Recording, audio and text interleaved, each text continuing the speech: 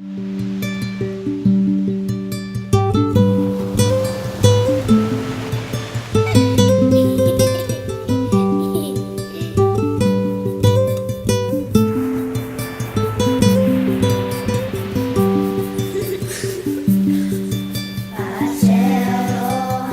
very nice of you young people to come, and I hope you come some more so we could spend some time together.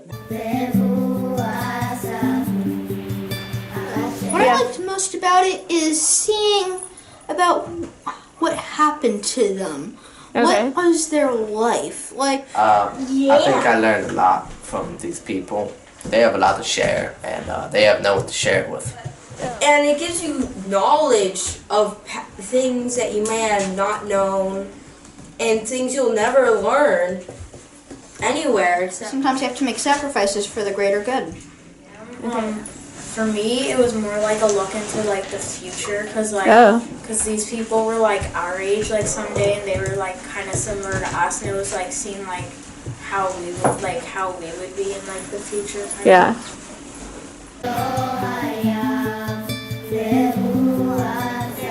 Oh, you're videotaping. I didn't know what you were doing. See, us old people don't know what the youngsters are doing these days. Quite young, and he would keep going to the draft board and begging them to take him. And finally they got so tired of him coming, they let him join the army. He'd go day after day. And then he came home and he said to his mother that I got in. Oh, she cried, she had 50 fits.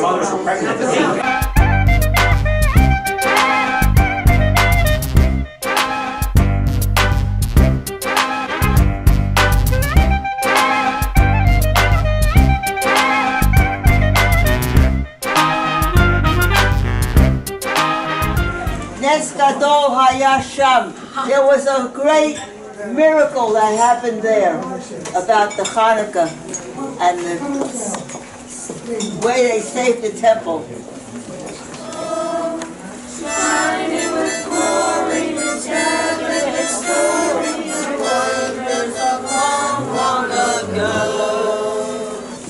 I really think we owe them a round of applause.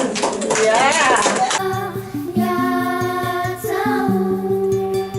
If you were running for president, who would you choose for your running mate?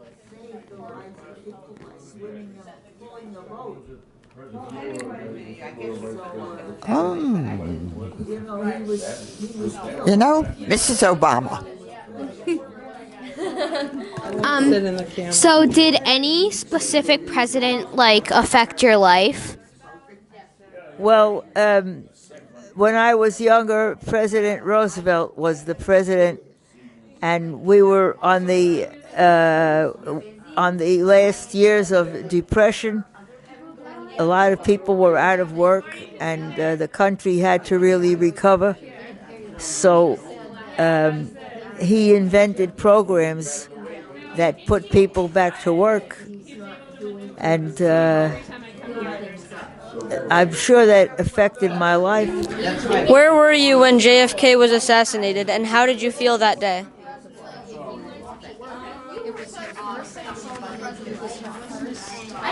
I definitely remember that day. That was in November of 1966. I was at work.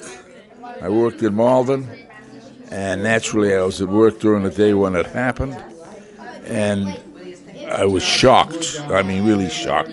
Not only I was shocked, the whole world was shocked. History shows that, and there's any kind of movies you see about it, or anything you read about it, all you'll hear is how people were so stopped short. They was just scared. Nobody knew what to say, what to do, because you couldn't believe that he was, that would happen to him. Mordecai stopped 2 bullets from killing the king! Hey! That guy slayed my wife! What was done to reward him? Nothing. Oh, hey, Ben! Get over here, please. Get over.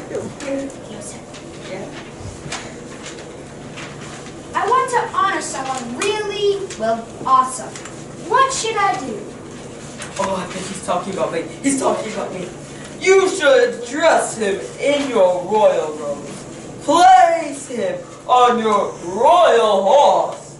And have someone from your royal cart lead him around town saying, "This is how the king treats a man who he wishes to honor." Sounds great. You're from my royal court. Can you do that for Mordecai, please? Thanks. Good night.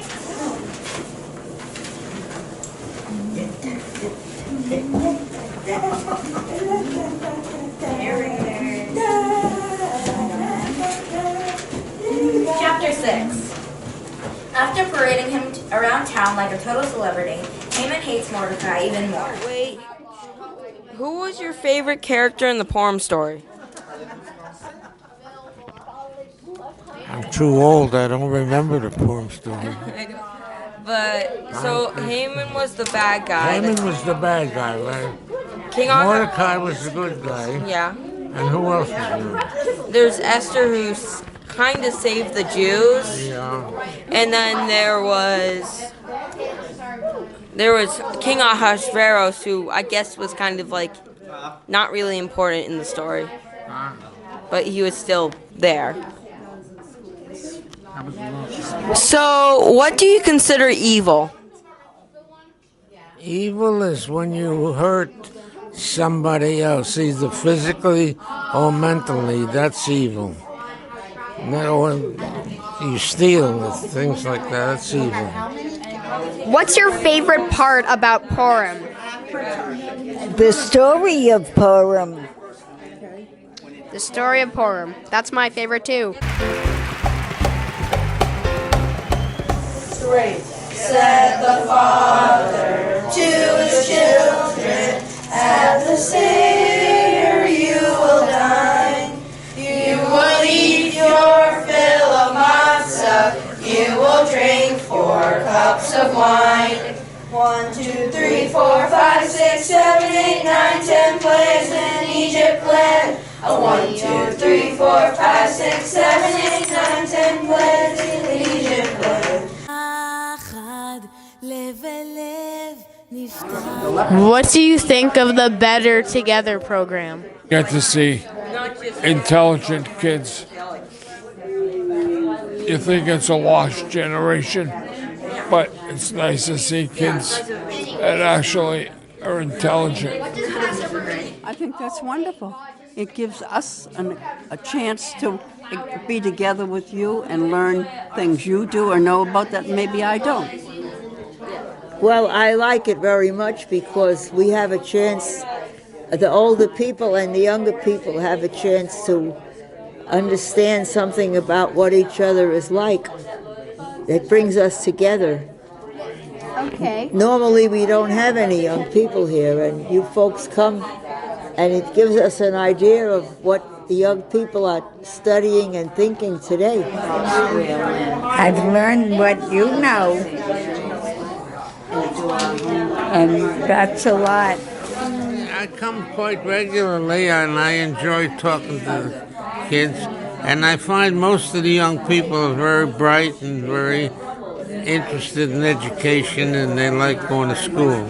Very educational, and it was great that 6th and 7th graders are working with, I won't say old because I don't feel old, but the older people, okay? And a lot of people don't know anything about Passover.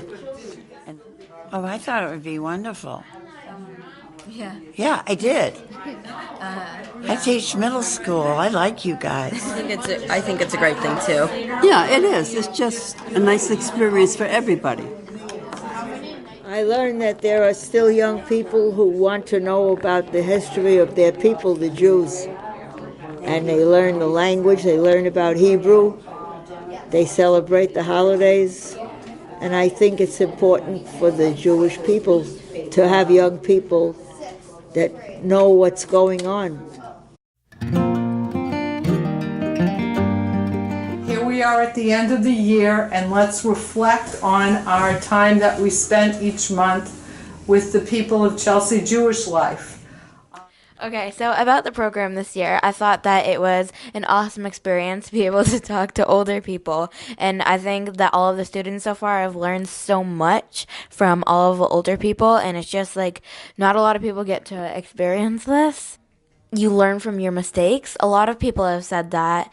And like you shouldn't try to prevent mistakes, I guess. You should just like go with the flow and see what happens, because like that's how life happens. I have two favorites. My favorite was like doing the play because I really, especially because it was funny, because I feel like the residents really liked it, and my second one was just talking to them freely, like just talking to them about their lives and about our lives, because like Sherry said, we don't really have the chance to do this every day, and a lot of people don't have the chance to talk to old people like that.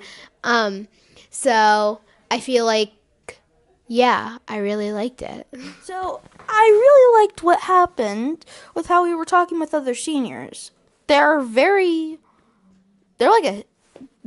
stories are like history books. They have some pretty amazing backstories behind them.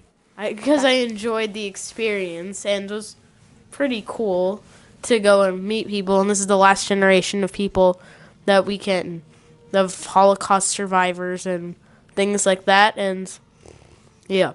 My favorite part is just getting the opportunity to talk to the residents, because it's not something that everybody gets to do, because most people are like, oh, we're just talking to older people, but it's really, you're getting to learn about them, the past, and stuff you wouldn't know if you didn't talk to them. Sam. So like most senior centers, we would just go there once and never go back again.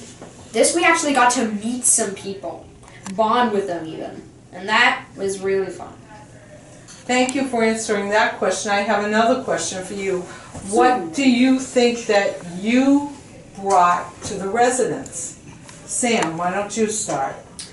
I think this is the fairly obvious one, but happiness. It brings them a lot of happiness and joy for us going there. Thank you. Tobin. What we brought to the residents is an opportunity to talk to people other than people their age or somewhat their age. I believe we give the residents a chance to express themselves and tell us their stories, because they really don't have much time they don't have that many visitors to talk to, and they like to share their stories with us. Adam, I think that I have impacted them with my happiness. You know, just like seeing kids like us and having them talk to us, it can be very inspirational and very happy for them. Shalom, shalom. Nice. Thank you very much.